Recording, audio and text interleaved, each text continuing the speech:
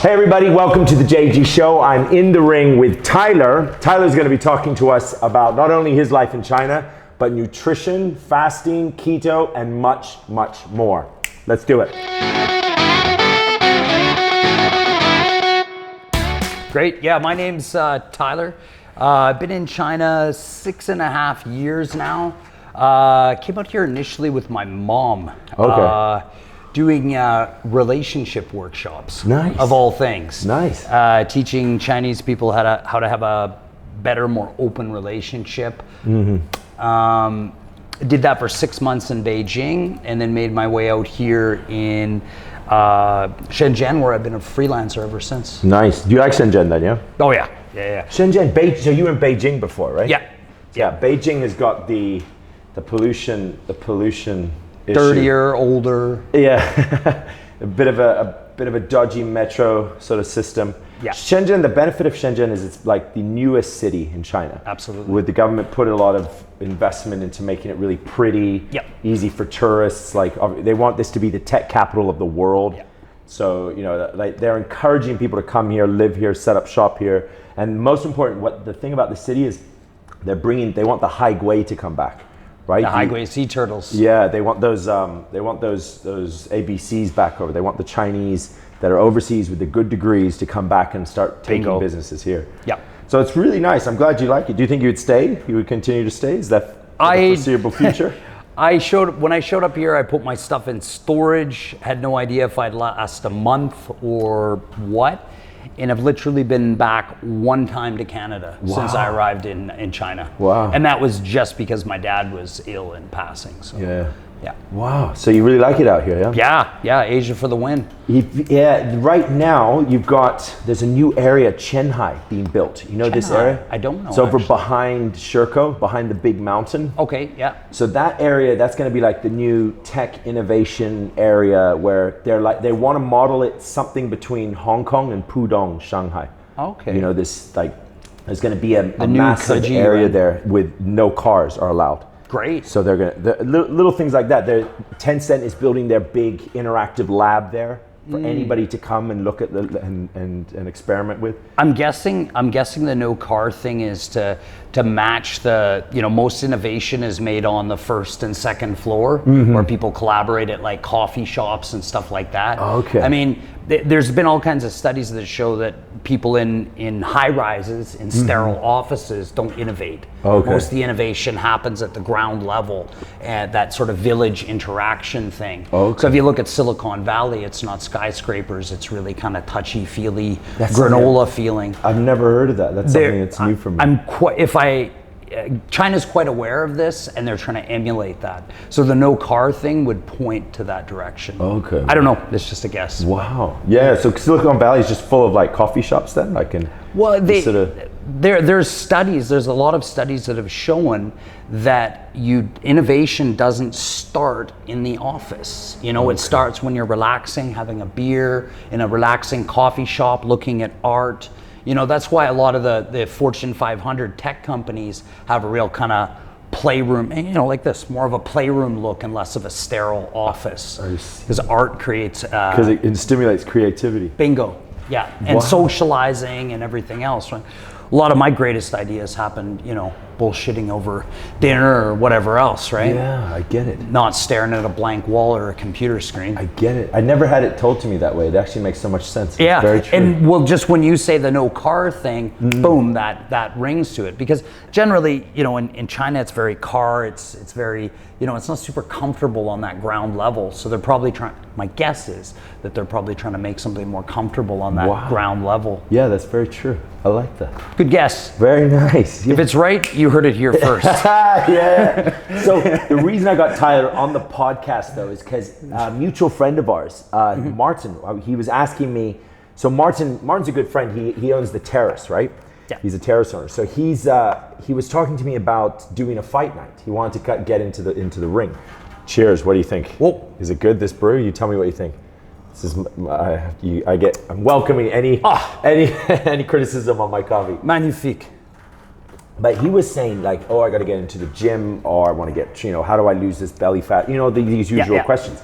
He lost a bunch of weight apparently. Too. Yeah, he had a big drop, and then quit drinking. He stuck just like our CTO, right? That's for the AI. He's our CTO. Yeah. He had this big major drop, and then he plateaued. He stuck. And he's kind of like, what do I do now? And I got introduced to intermittent fasting by a guy that I invited here to my fight club.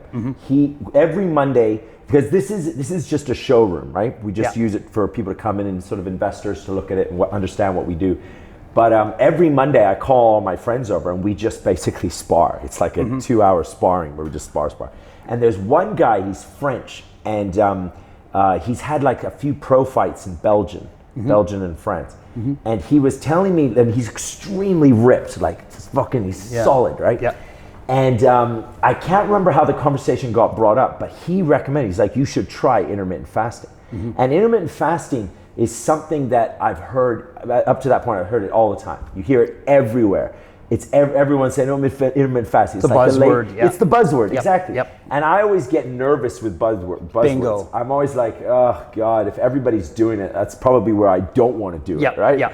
It's just, maybe just my own little arrogance, right? But when Quentin, when he said it, something clicked in me, and I was like, maybe because we were training together, right? And I kind of, I had that sort of respect for him in the ring kind of thing. I was like, you know what? I'll try that tomorrow. And honestly, since then, I haven't been off it. Yeah. And it's been a life-changing experience for me. And I'm only about three months in to intermittent fasting. But usually whenever I find some formula and I find it works, I don't shut up about it. Me too. I just, you know what I mean? I'm not so skeptical because I've gone through enough in fitness and nutrition that I know, like when you're on the right track, don't jinx it. Just keep doing it and keep pushing it and see how much you can get out of it. So intermittent fasting. Now, intermittent fasting, to my understanding, you're the pro at this, right? I haven't done any research. Literally, Quentin said, do 16 hours, don't eat. 8 hours, do eat. That was the instruction he gave me. That's about it. And to this day, I haven't like researched. That's it. That's what I've done. Yep. So 16 hours, 18 hours. Now, 8 hours. 8 hours, right? So when I was talking with Martin about it, I said, listen, we can talk here for hours about nutrition, do's, don'ts, what to eat, but it's going to involve a lot of work on your part. Writing notes, putting little sticky notes on your fridge, going shopping, buying things that you've never bought before, cooking at home, all of this effort, and you're not likely to do it. Yeah. So best to work with just one rule. This is how it works in my life, is the 16-8. It worked because it was an easy rule. Yep. So I said, give that a try. And then he mentioned you. And he was like, I know a guy. This is it, guys. Drum roll. You do 23 hours no eating. Yep. And 1 hour you eat. 1 hour I'm very busy eating. Now, when I heard this, I was like, that is brilliant, because when you do intermittent fasting, after about 6 weeks, you start to understand the idea. And the idea is that, number one, you lose your appetite. There's two brains. There's the brain you have in your head and the one in your stomach. And you start to realize which one you've been listening to your whole life. You're not actually hungry. You just think you're hungry. And you're programmed. Society programs. I like Three this square. Word. I like this word. You get programmed to this idea, like I should be hungry, I should eat. Oh, I'm about to exercise, so therefore I should eat. I finished exercising, therefore it's all this programming that isn't right. Maybe it's right for some people, but you start to realize that actually my appetite's lower. I don't actually need to eat that much. And the second thing I realized is that what I eat actually is really good. It's good food. You gravitate to good food. And that when that clicked for me, I was thinking, okay, so all I should do, this is what I was thinking before, because I was telling some other friends about it, as I was saying, okay, if I do 16-hour fast and I do 8 hours where I eat, I'll look at what I eat in those 8 hours after these number of weeks. And what I want to do is eat the same amount, but then in less time, and increase my fasting hours. That's what I thought would be the ultimate. Because you're not necessarily eating less, you're just taking it shorter, and you're using the fat, you're maximizing your fasting. A compressed window, compressed eating Compressed window. So this is what I want to talk to you about. How did you, number one, how did you get to this 23 1 hour?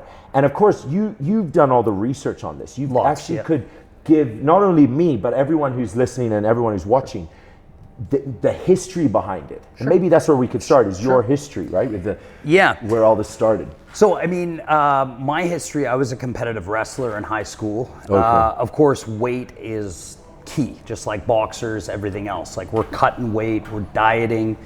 Diets were synonymous with pain for me. It was pain, it was suffering, it was caloric deficits, all that kind of stuff. Even dehydration in the last, 12 to 24 hours to hit your weight, whatever. Mm-hmm.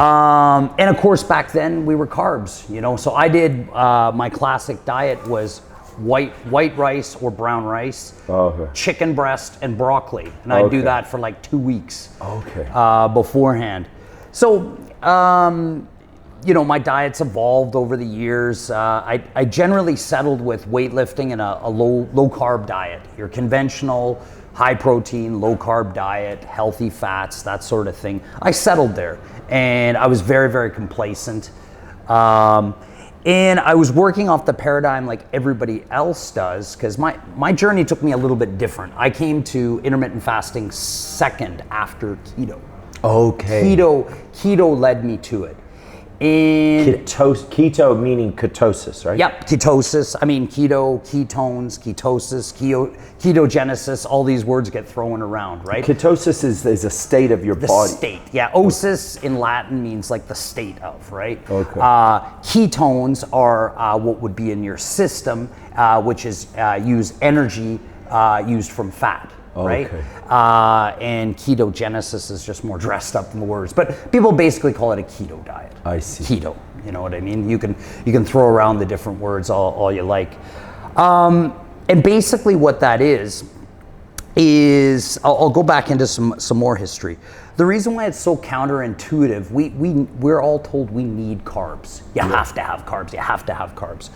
And because basically up to prehistoric times, there was cave drawings of people growing maize, corn basically. Mm-hmm. Chinese have been growing rice since before they were even Chinese. So all we know is that we need carbs. Mm-hmm. Now our body has two systems. One is a dormant system and one is an active system. The dormant system is essentially our ketone system. Okay. The glycogen, glucose, carbohydrate system is the dominant one, and it's relatively new. And when I say relatively new, we've evolved for millions and millions of years on this ketone system. And just recently, like the last, we could argue 5,000-10,000 years, we've developed this glycogen glucose system to take care of eating things like rice, like corn, like wheat. So we've created this. We adapted it. Our bodies adapted it because our bodies didn't really know what to do with these things. Okay. And these were technologies of their time.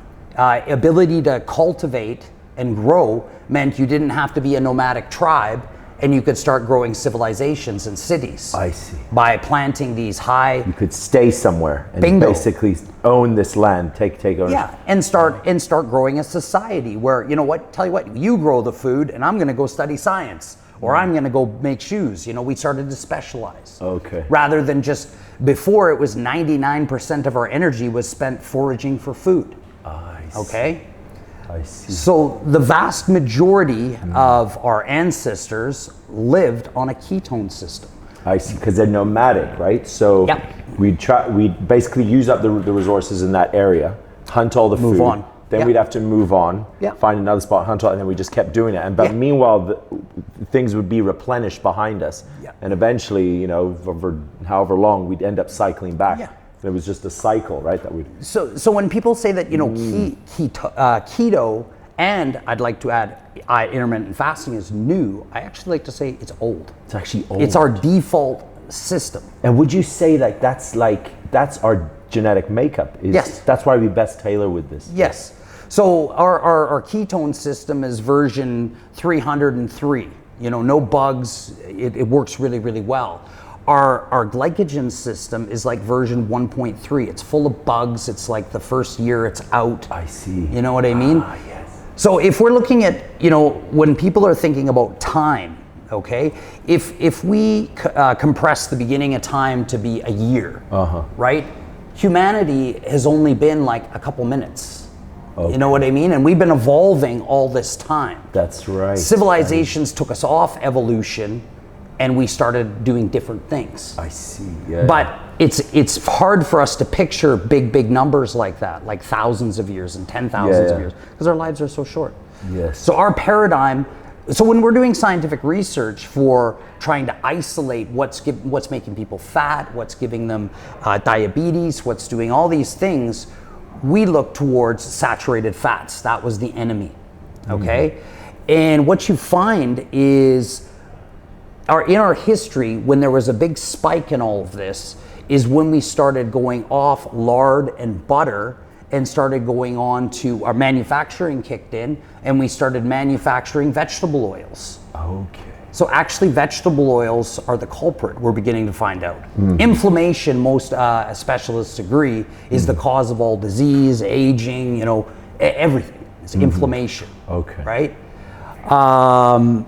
And one thing that we were doing wrong is, this is very Reader's Digest version, is we were saying cholesterol is the enemy.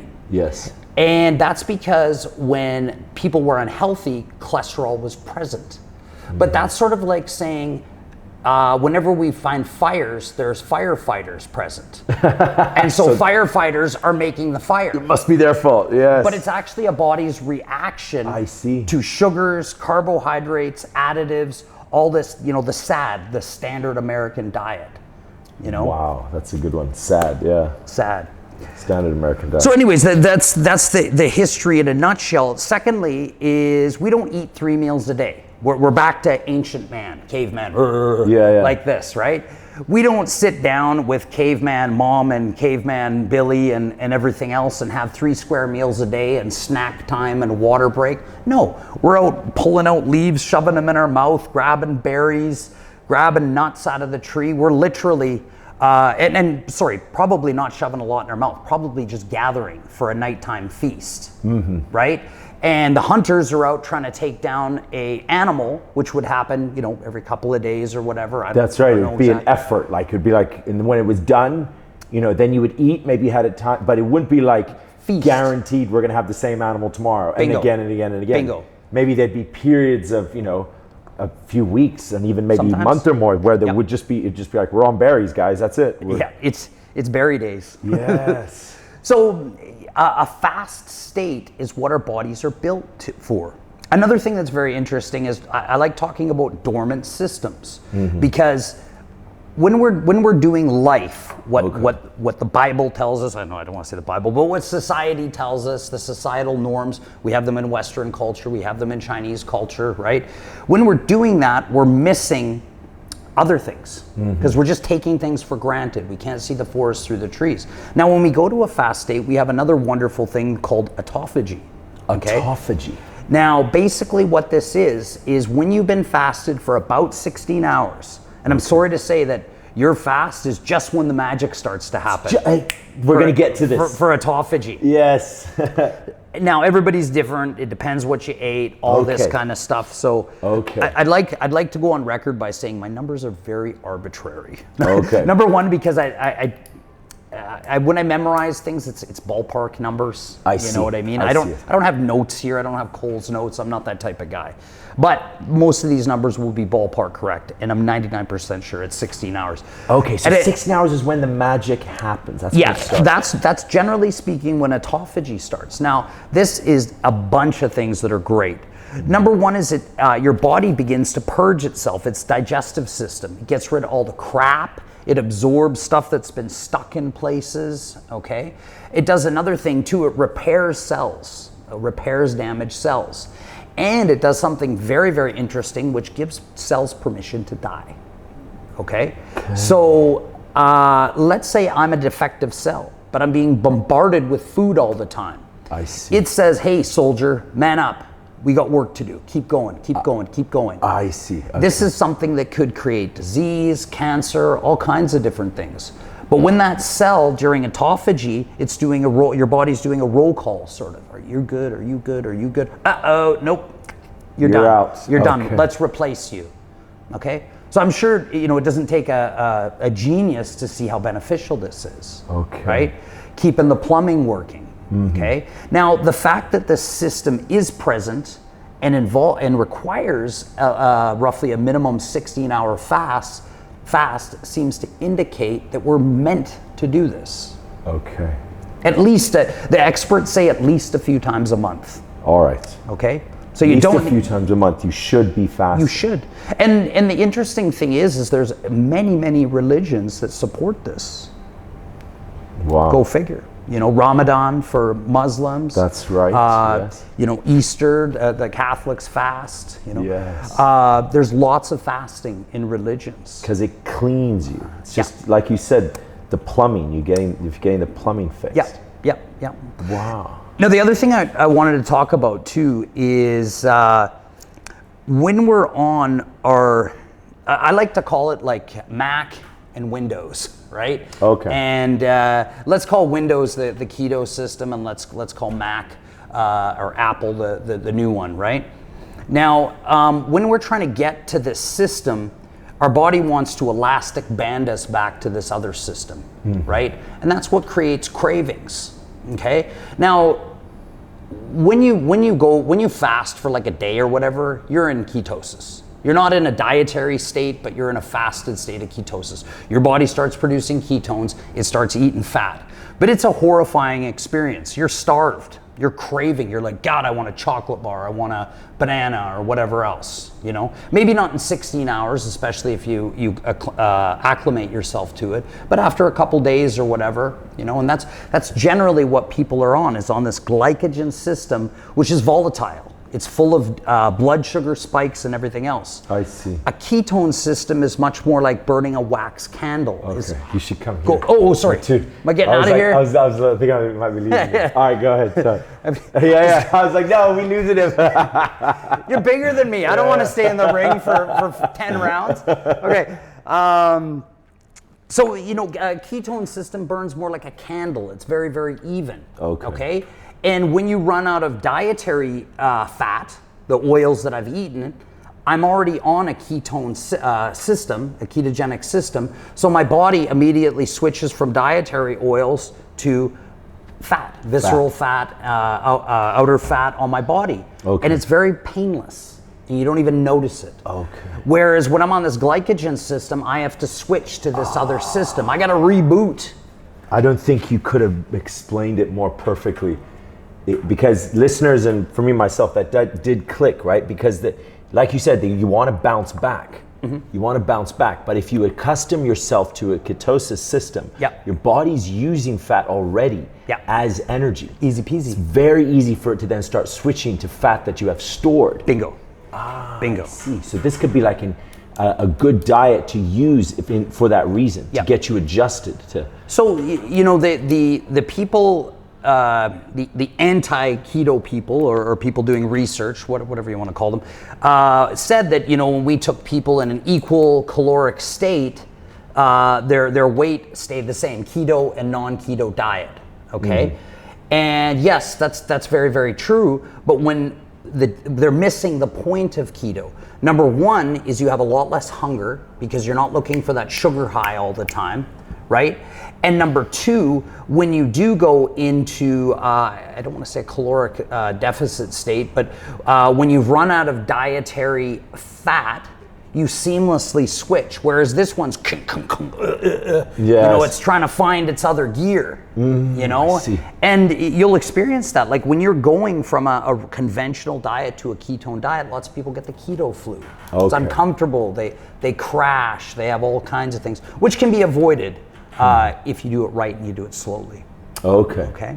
So, most people recommend, if you want to start doing fasts, especially aggressive ones, and an 8-16 is not that aggressive. Yes. Okay? I mean, the 12 and 12 is the very non-aggressive, right? I mean, most people do that anyway, a lot of people.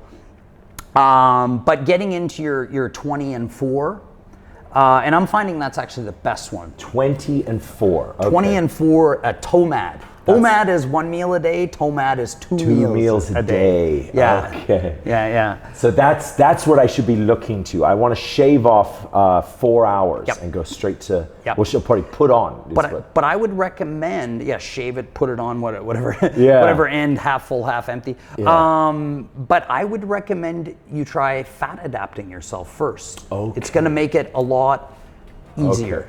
Yeah. So you fat adapt. Yeah. Just like you said, you get your body used to the idea of using fat as its primary fuel source. I see. And now this comes with a whole bunch of benefits because it's our default system. Clear mind, better memory. People report, I haven't got this yet, but better skin, better sleep. Okay, I literally cured my sleep issues. I haven't slept well since I was 22-ish. Okay, don't go to bed easy, don't wake up easy.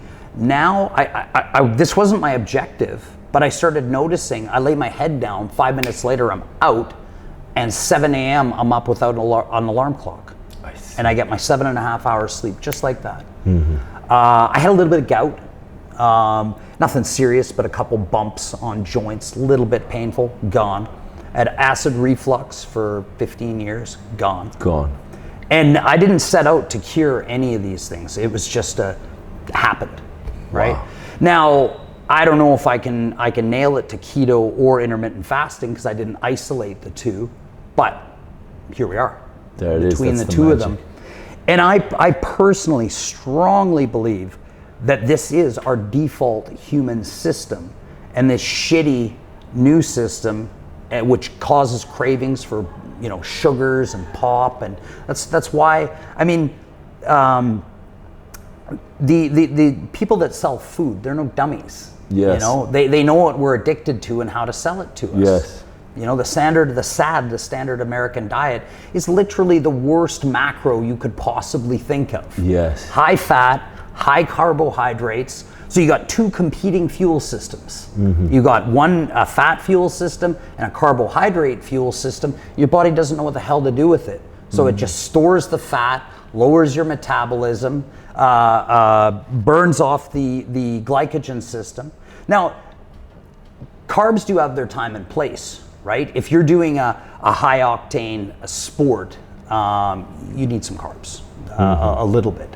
And your brain actually needs a certain amount of carbs, glycogen, but your body naturally makes it. So your body will never allow you, as long as you have a good diet, it will never allow you to run out of carbs. Okay. It's a myth. Okay. Can't do it. Thank God. I was going to ask you about that. Wow. That's pretty. So right now, before I get into all my questions. Okay, yeah. my I solutions, talked a lot. everything. Sorry. Well, before we go about me, because I'll be honest, this is all very selfish. I'm getting you on here because I actually want some solutions for myself. But before we go there, so your personal experience of how, can you take us on the first day? So did you go from no fast all the way to 23-1? Okay, yeah. So no. So I'll tell you my history. I have a really good foundation for health, nutrition, food. I like to think I do. I've been doing it for years. I had decent training, being in a high level sport and everything else initially. But keto was a learning curve because it's a paradigm shift. You got to throw out a lot of what you think you know. So first things first is I went straight into a 20 gram a day goal. Okay. Now, also, I discovered too, what I thought was a low carb diet before was not so low. There is so many hidden carbs. Like if you're trying to hit that 20 gram a day and you go eat 2 cups of broccoli and 2 cups of carrots, you think you're not eating carbs, you almost blew your 20 grams for the day. Really? So yeah. Okay. Wow. So 20 grams of carbs. That's what you're going for. Yeah, 20 grams. Now, you can go upwards around 50, but it's laws of diminishing returns. Like at 50, you're going to take a long time to hit a consistent nutritional ketosis state. Because that's what you want, is a continual state.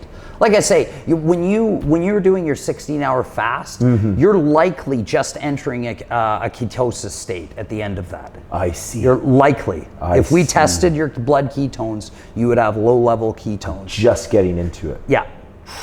But it's not dietary ketosis because you're not eating food.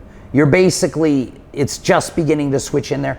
When you're eating food and still in a state of ketosis, then you're kind of really in it. Then you're really in it. Okay. That's when you've really programmed your body to. Yeah. Well, and then there's another state which happens anywhere from months to years later, called what most people call is fully fat adapted.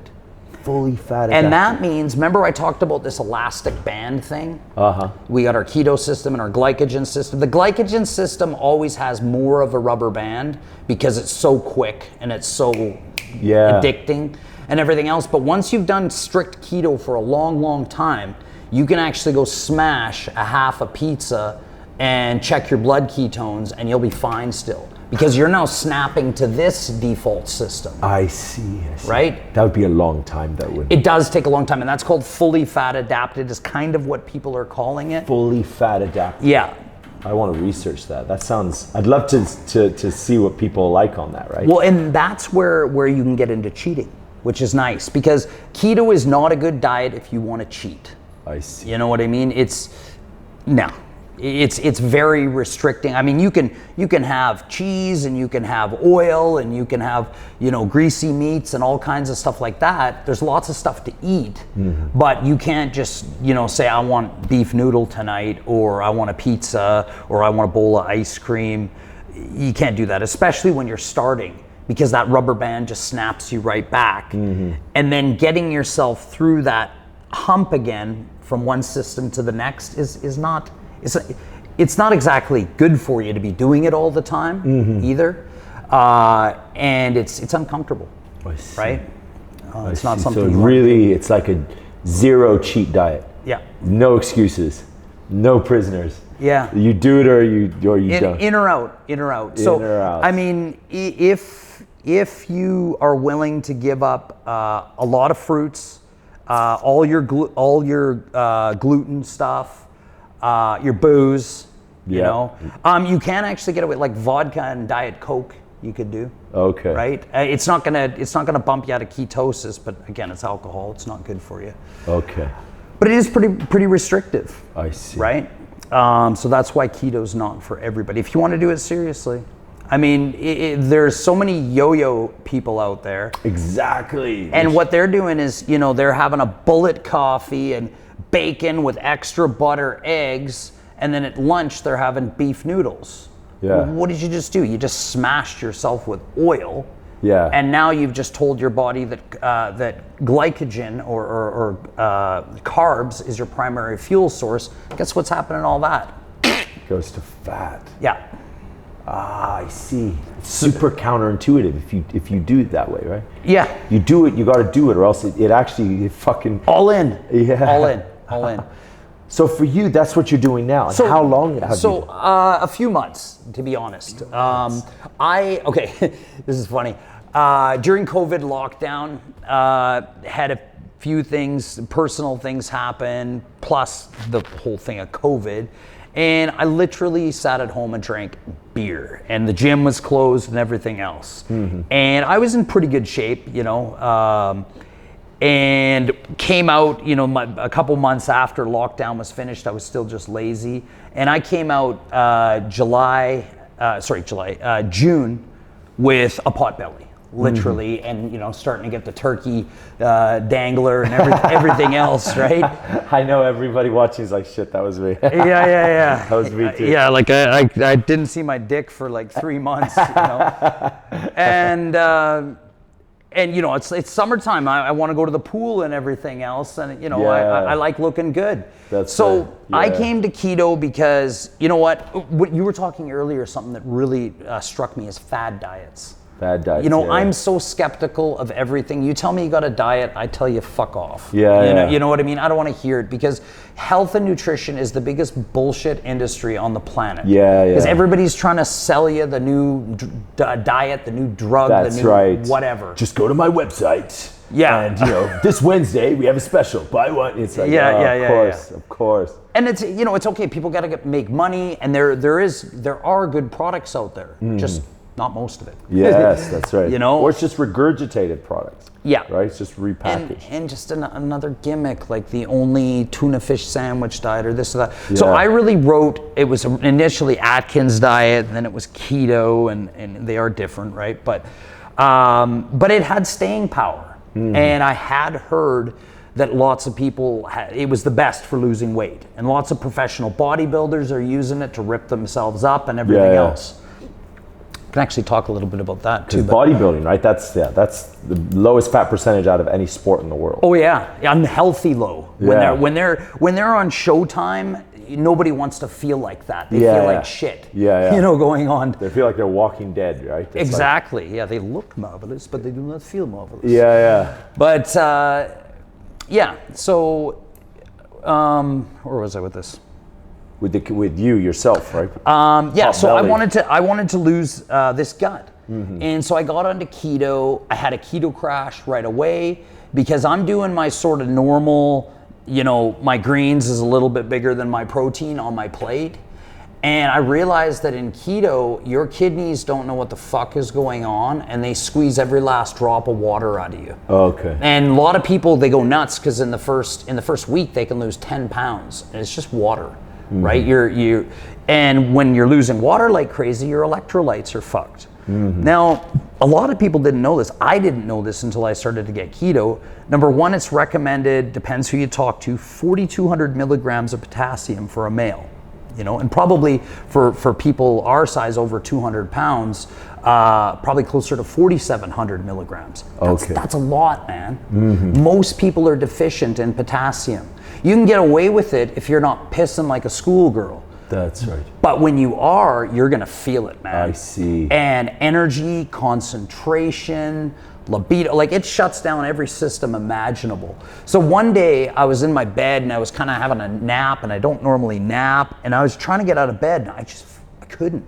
Okay. And I'm like, typing on my computer like this on Google, gonna die keto, and this thing pops up, keto flu. And it said, drink salt water, and I was dying. I thought I was dying. Uh-huh. And it says, drink salt water, right? And in fact, it said you should always be drinking salt water on keto. And I do now. I salt my water. Okay. And I salt the shit out of all my food. Because you just need those electrolytes. Bingo. Yeah. And it said, drink it, 20 minutes later, you'll be able to live. And it was true. 20 minutes later, I was a new man. And then I'm just researching the hell out of how do I get my electrolytes. It turns out that the restrictive nature of keto is also a little restrictive on potassium. And so I'm literally, to do it right, I'm literally eating a salad bowl full of leafy greens and an avocado, and then you get some from your meat too. And I just hit it. Hit it. So, I mean, I'm talking a full, like a conventional family-sized salad bowl. I eat that every day. Okay. So what you were saying too with the OMAD and just when you're compressing your eating window, you start looking at what am I eating? What do I eat? Yeah. What exactly is my ideal 1 hour of eating? Exactly. And OMAD really taught me that. Okay. Like I'm just like, man, I gotta have a perfect freaking meal. Mm-hmm. And it's kind of serendipitous in that when you've eaten exactly what you need for a day in that 1 hour, you're full. You can't eat another bite, and you got exactly what you need, not a bit more, not a bit less. Mm-hmm. So people that are gonna do like keto pancakes or this or that or weird snacks, fuck it, I don't have any room to do that. If you wanna make a science out of it, get all your macros, your micros, your electrolytes, everything, you're done. That's it. So it taught me a lot about that because it's a perfect meal. Wow. Right? What does that perfect meal look like? Let's see, 1 hour. One hour is Tyler's 1 hour food. Sure, yeah. So just a couple of things that I read is another thing we want to be doing is breaking down insulin resistance. I won't talk about that. Another thing that we want to be doing is getting a good omega profile. Okay. Higher omega-3s in ratio to omega-6s and omega-9s. Uh-huh. That means I got to get some oily fish in there. So salmon and or canned sardines, which I hate, but I eat them, twice a week, okay? Other than that, I like to have I do sort of more of a weightlifter's keto, so I'm a little higher on the protein. I'm like 12 to 14 ounces of protein. Okay. Depending. Okay. It can be greasy protein, ground pork, ground beef. If I have chicken, then I need to add some sort of oil to it, maybe a homemade avocado mayonnaise, something like that, or just douse it in olive oil, soak it up, because that's too lean. It doesn't provide the right macro profile. I see. Ground beef and ground pork provides a great macro profile of fat to protein ratio. Okay. So 10 cups of greens. I usually actually do about 8 ounces. 8 ounces of that, and then I do 4 ounces of steamed, this is raw, steamed cruciferous vegetables. So asparagus, okra, broccoli, cauliflower, that type of shit. Okay. And I throw some ghee butter on it, okay? Because butter, you got to get into your good oils, right? So you're basically olive oil, ghee, which is just butter with the milk solids and sugars taken out. You can do walnut oil and almond oil, but it's expensive, forget it. Sesame oil, extra virgin olive oil, I think I said, and avocado oil, which is great for frying stuff. Super high smoke point. Okay. Which means it can go 500 degrees before it burns. So it's great for frying stuff. I see. Okay, so roughly 8 ounces, 10 cups, big solid bowl of leafy greens. I put spinach, I put kale, I put darker green, the better. Little can of sardines, my big portion of meat, and then I have my nuts and seeds. Nuts and seeds. This is something I want to ask you about. Nuts and seeds. Yeah, nuts and seeds are great because they're going to give you, going to help balance your your omega profile. In other words, get me some more omega 3s to balance out the omega 6s and omega 9s, because that's a big cause of inflation. Talking about economics now. But which nuts do you choose though? Okay, so you want high fat ones. High fat ones, almonds. This is very, very argued. I've read a ton on this, talked to a lot of experts. There's a bunch of reasons why you do and don't want nuts. It's way beyond the scope of this. Okay. But I have macadamia nuts. Macadamia, yeah. Walnuts, pecans, or pecans, depending on where you're from. Depending on where you're from. You say pecan, Pecan, right? Yeah, okay. Yeah. So pecans, when in Rome. Yeah. And then my seeds are pumpkin seeds, and I also do flaxseed. Don't get the pre-ground because they lose a bunch of shit when they're pre-ground. Stuff it in the coffee grinder. Okay. 20 grams or so, sprinkle it on your salad. Salad's got 3 spoons of olive oil and a little bit of vinegar of your choice. Wow, all right. Right? And so it's a big salad, some seeds. Another thing that I have too is dark chocolate is actually a keto superfood. Wow, all right. Cacao chocolate, yeah. Which is it's not necessarily sweet though, is it? It's bitter as hell. Bitter, right? So you need stevia or monk fruit. Okay. Stevia or monk fruit are the best sugars that won't cause insulin spikes or blood sugar spikes. Blood sugar spikes are the enemy for fasting, for keto, for everything. Okay. Again, we're going off scope here a little bit, but that's what I have. And I have chia, coconut milk, stevia, and cacao. I put it in a 2-cup jar, shake the hell out of it, throw it in the fridge. You can serve it to your guests and they'll think you're a chef. It makes this thick pudding ice cream stuff that's delicious. Nice. Yeah. So all these foods though, do you buy them locally here in China? Taobao.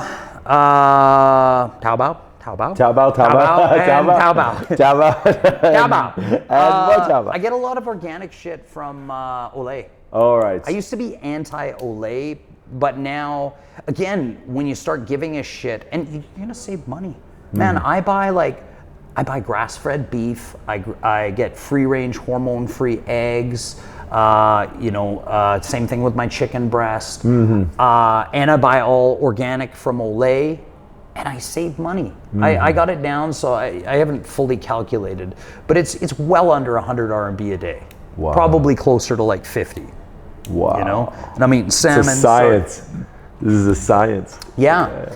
And I gotta pick the shit topic now too. That's crazy. The shitty topic, which is going to the bathroom, going to the toilet. We all do it, right? Yes, because you said before it's cleaning your body out. Oh yeah. So again, a long time ago, I read up on the shit doctor, and he would tell you how healthy you are by your shit.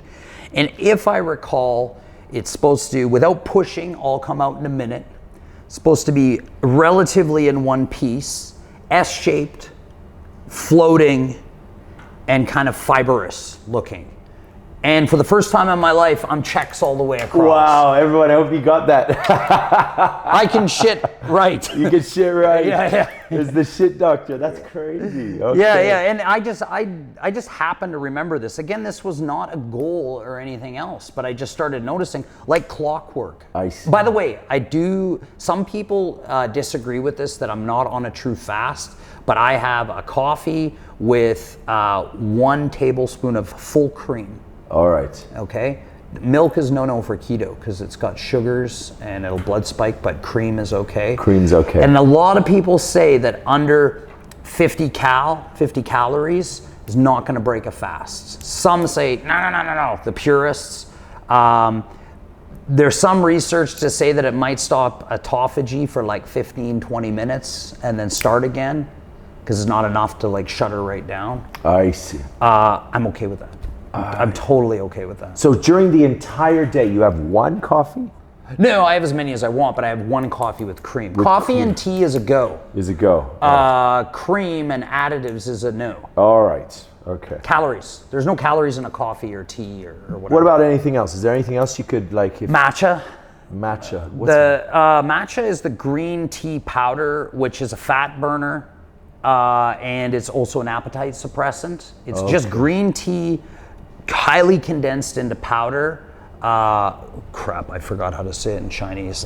They have it in China. It's all over the place. And you mix that up with water and back it. It's just like kind of a concentrated green tea. Bingo. Yeah, because green tea's got a whole bunch of good stuff for you, but it's like literally like 50 cups in one. Not in terms of caffeine count, but in terms of all the good shit. I see. Antioxidants, fat burning stuff.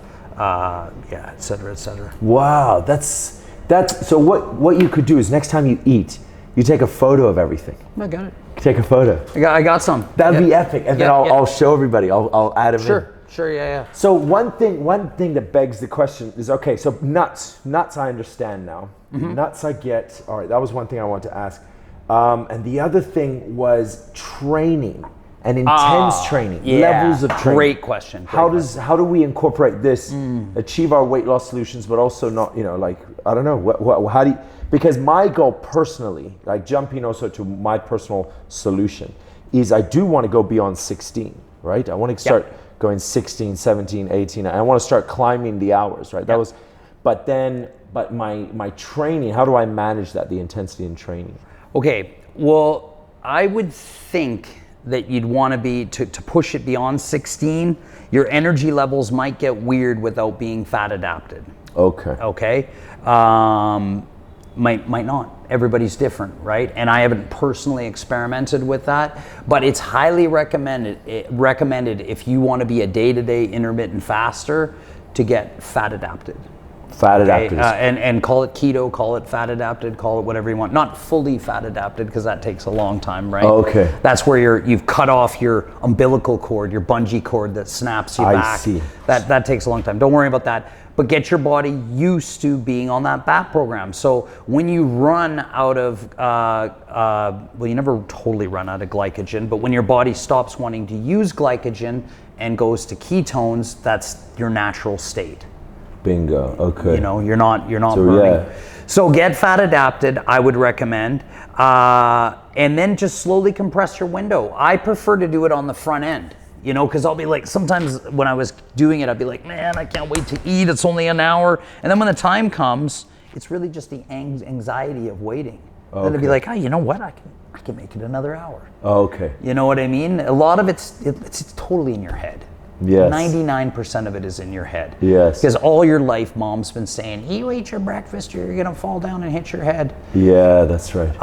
And two is, it's a little bit correct on a carbohydrates-based system. It's less correct on a ketogenic system. Okay. Or program. So I would do that. Now with your workout too, when you're on a keto system, you got to manage your expectations.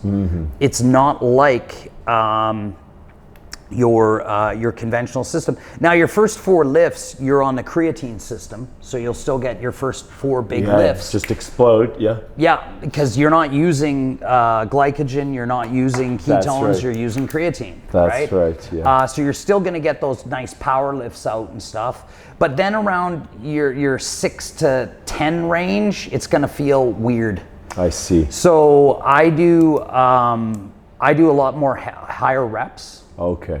And I also find the other thing too is, let's say I'm on one muscle group, my weight as I'm going exercise to exercise is going down more and more and more, because sugars and carbs can refuel you better.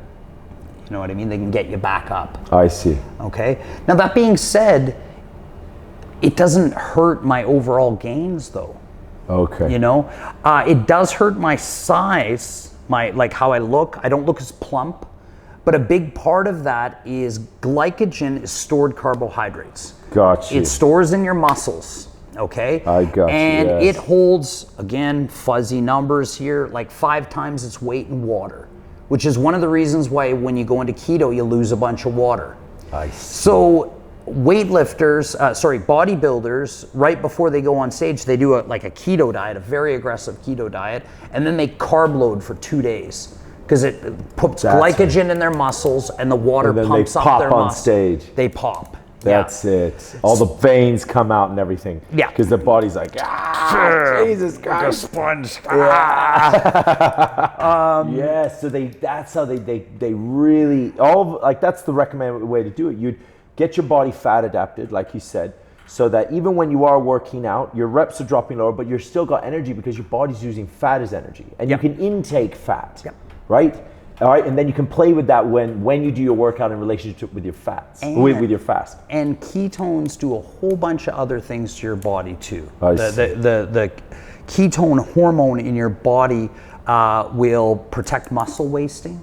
Okay. So if you're in a caloric deficit situation or you're burning fat in a state of deep ketosis, so your moles are high, your level of ketones are high, it will protect muscle wasting more than you would if you're on a carbohydrates-based system. I see. Which is awesome. It's exactly what you want. Exactly what you want. Yeah. Okay. So it's a bit, I would say my overall, I was bigger when I was doing my low carb diet and stuff, but my mobility was shittier. My overall look was not as good. Like I looked more athletic before I looked more puffy. And also sustainability, like you said, you got to think sustainability. If you're on that system, it doesn't necessarily mean you could do this forever. Right? That's just it. Like for me, okay, when I started this, it was just to lose some quick weight. And quickly I got addicted to it. The sleep, the feeling, the mental alertness, the memory, all the stuff that goes with it, the curing a bunch of ailments, and then the whole list of diseases that I can forget having later on in my life. That's right. Parkinson's, diabetes, all these things just go out the freaking window. Yeah. Also, glucose feeds tumors. Okay, so a lot of people go on keto diet to get rid of cancer or to reduce tumors. That's what I was telling Martin. I said, what that inline pro skater was telling me. He was like, yeah, fasting, that's how you kill cancer. Yeah. You basically just get your body to eat it and burn it out. Yep. Why doesn't anybody ever talk about this? That is, it makes perfect sense. Because it's clearing everything out, right? Yep. So it clears everything out, including disease. To me, fasting and keto is just one hand washes the other. Yeah. I mean, you can do them independently, but they marry like peas and carrots. Amazing. Yeah. Which are both not keto, but anyway. About that, yeah. In limited amounts, they're okay. But I just found because when I was first reading this, I'm like, are people nuts? They're doing keto and IF together? Why? Like that's just excessive. But I just slipped right into it. And now for me, this is a lifestyle. Am I gonna go on vacation and smash 20 beers and a pizza in the future? Absolutely. Am I going to get back on track and make this a lifestyle? Absolutely. There we go. So this is how we got to end this conversation, because I know a lot of people listening, and even for myself, this is very high level information. Tons. I probably said too much. So, and like you said, when we were first talking about getting you on the podcast, we got to do a part 2, right? Sure, we got to, sure. Because bite-sized pieces, right? Even for me, everything's bite. So now let's come to the solution, right? Guys like Martin that want a quick solution, right? So, and even for me, I want to start cutting into my hours, right? So like, where do people start? Like, and these are people that don't have the discipline that you have, right? That don't have the research, don't have the knowledge, the background, right? So there has to be like a solution. Maybe I would go on some like a paleo or Mediterranean diet for your layman's, which is a lot less restrictive. Lots of fish. I would definitely do your research on what are good oils and what are bad oils. And anytime somebody starts talking about saturated and unsaturated, ignore them, because that is the enemy. Not that those are that's just an outdated school of thought. Okay. We were on a wrong path. And a ton of dietitians and everything else are still on this wrong path. There's a big history to it. We've upgraded now. We're going. It's a paradigm shift. So saturateds are not bad. Coconut oil. Lots of people say coconut oil is bad. It's one of the best oils out there. Okay. So know what are your good oils, your extra virgin olive oils. Get on to, I've totally flipped myself too, because I used to forget the organics and forget the grass-fed and free range. I'm all about it now, because the nutrient value is completely different. I see. And the omega profile is brutal on all that shit. I see. You are what you eat, and you are what they eat too. Yes. If they're eating shit, you're eating them, you're shit too. Yes. Right? So you get high omega-6s, high omega-9s, low omega-3s, disease time. I see. Right? I see. Quality now. Quality. Okay. Okay? And to be honest, I could give a shit if it's organic or not, but generally there's a more attention to detail put into organic foods. All right. And there's more regulation, especially in China. Because China has essentially no regulation on their food, but organic actually has regulation. So I know they're not putting human excrement on it, for an example. Wow, okay. Amazing. All right. So I would do that. I would probably go on to just your fish, high quality food. I would try and introduce more fats and less carbs. Okay, but you don't need to go full keto. And then I would start slowly compressing that window and eating stuff. And you don't have to kill yourself. I'm super strict on my keto. I'm not super strict on my fasting. Okay. If I gotta cheat, no big deal. You might kick yourself out of autophagy, big deal. You got another day to do it. Okay. You do it again tomorrow. No problem. Snack if you need to. Oh, let's talk about snacks real quick. Yeah, snacks. What's a good snack? What's a bad snack? Well, a healthy snack's a good snack. Yeah. But if you don't want to pull yourself out of autophagy, protein is kind of the enemy. So, but you also want satiety. You want to feel full. Okay. So I mean, ideally you have some like leafy greens or something, but leafy greens don't really fill you up, right?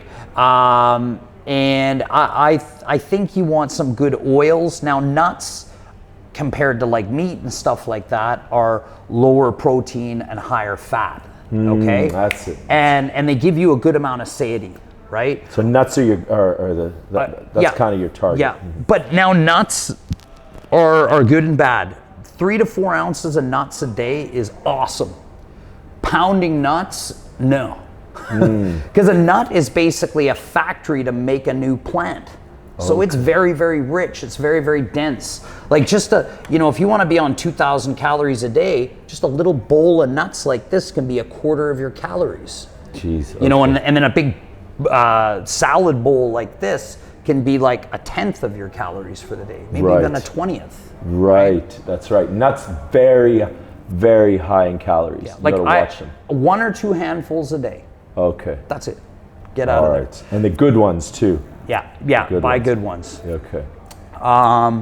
And then if you need to, I would do, maybe some fatty protein, maybe a sausage or something like that without nitrates and all that kind of fatty protein and nuts. So Yeah. you're looking for something that has fats, Yeah. but again, you can't smash a lot of them, and you got something that kind of suppresses your hunger.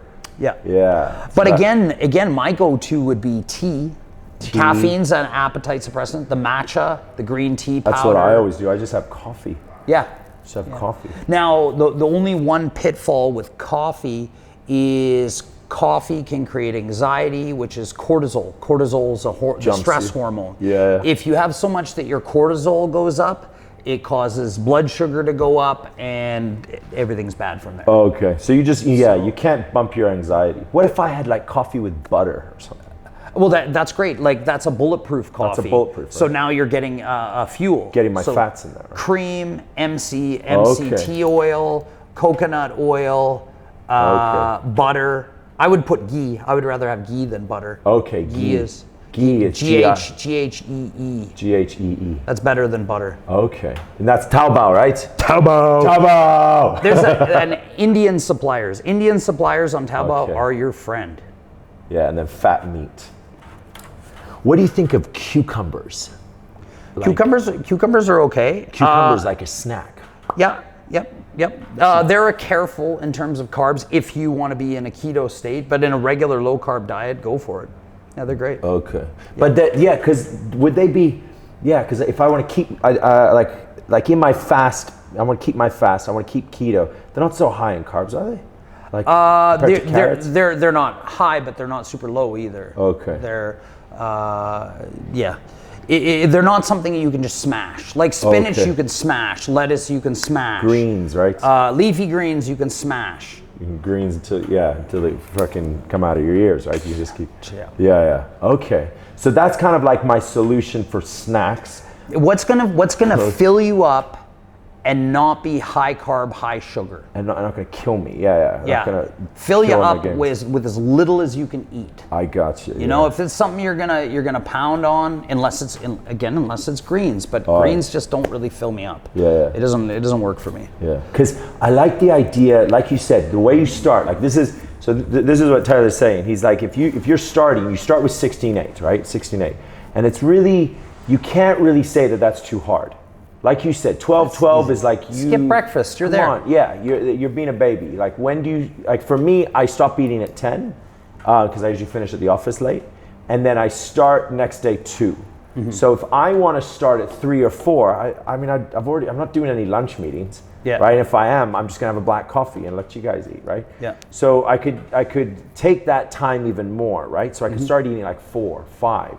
And then that evening time is usually when meetings happen, when people get together, right? There's a lot of engagement with people at that time. Yeah. Right? And then if by any chance, and this whole time I'm trying to push, you said start with the Mediterranean diet, but then I'm trying to put myself more into getting a fat adapted, right? Mm-hmm. So I start using fattier options, obviously get rid of processed, get rid of sugar, that's a no-brainer.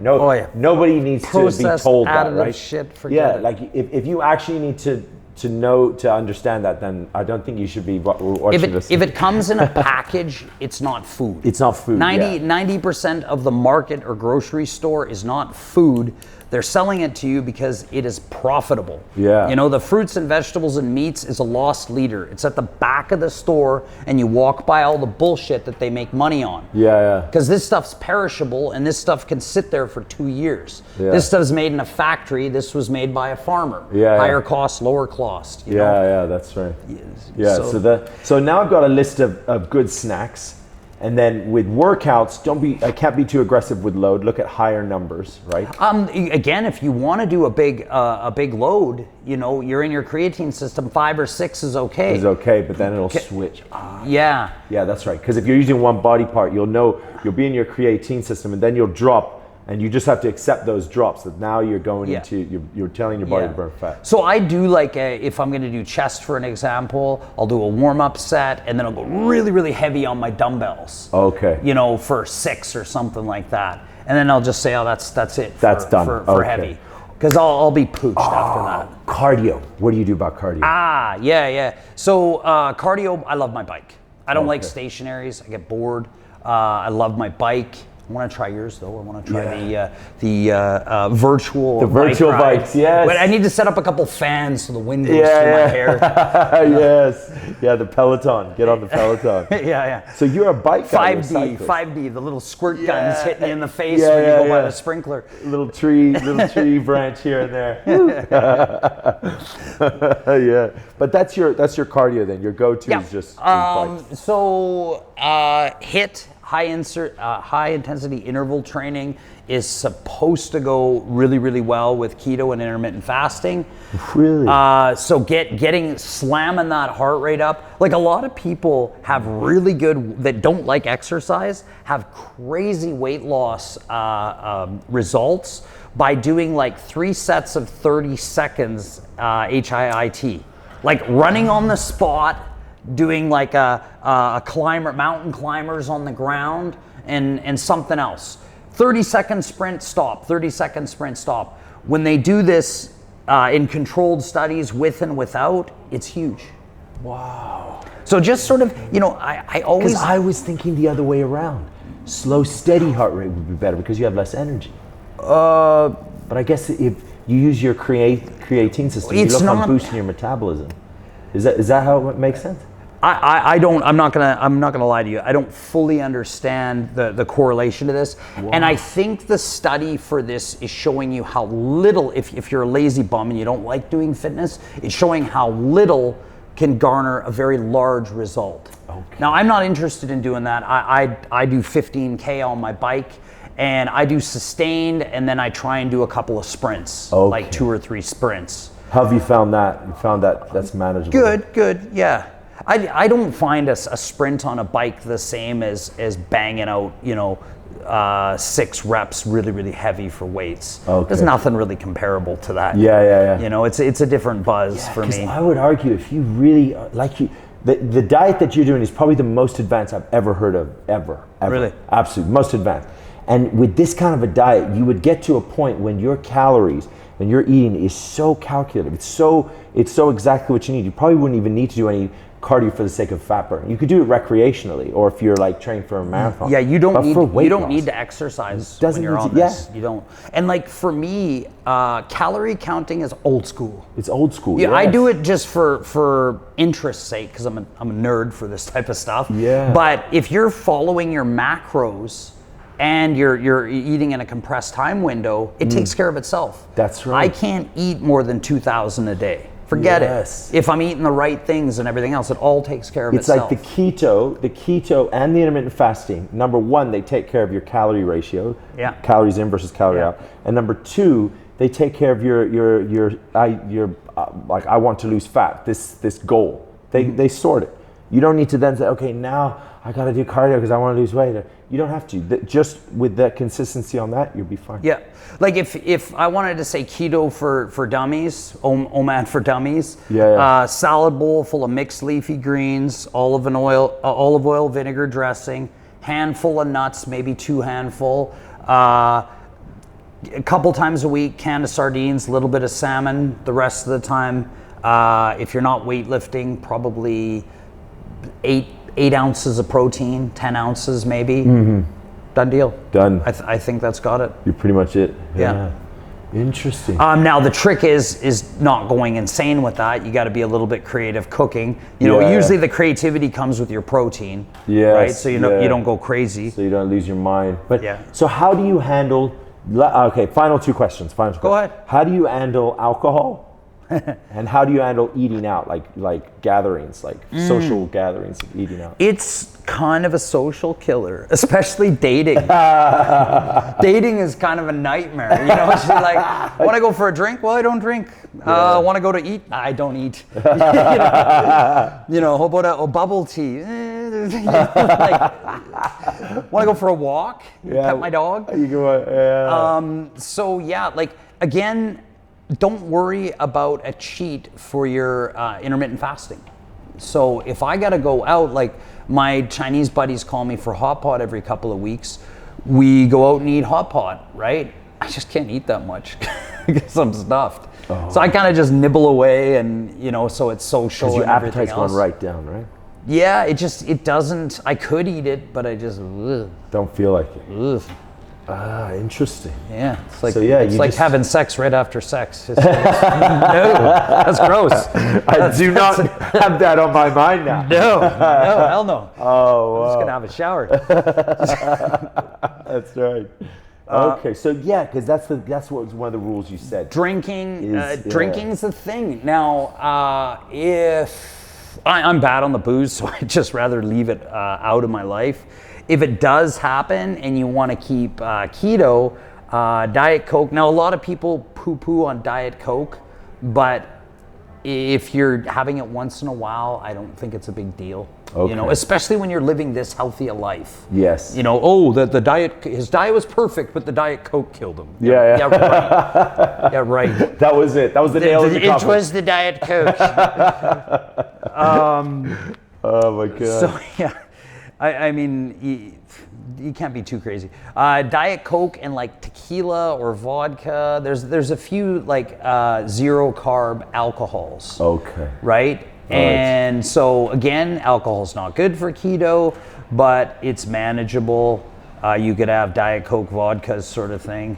Okay. And you're probably going to get smashed because your body's not used to metabolizing that. So be careful. Be careful. You're drunk after 2 drinks, like whoa.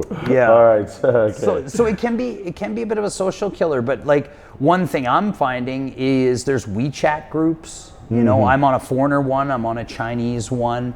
They're good. And you can meet like-minded individuals and stuff like that in your area and create a new social group, right? Yeah. I mean, it's when you quit drinking, that's what the first thing you got to do is find non-drinking friends, right? That's right. And a lot of people go to sports and they meet friends at the gym or whatever else. Gee, I like Recruit people. I like that. Yeah.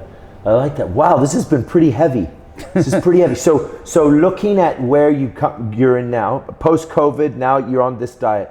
Like, when could we do another one to do a catch up on how it's going? Anytime you'd like, man. I love this. It's been We great. should probably do like 6 weeks maybe. We Sure. boom, shoot another one then. Sure. This was epic. You're now my fasting keto guru.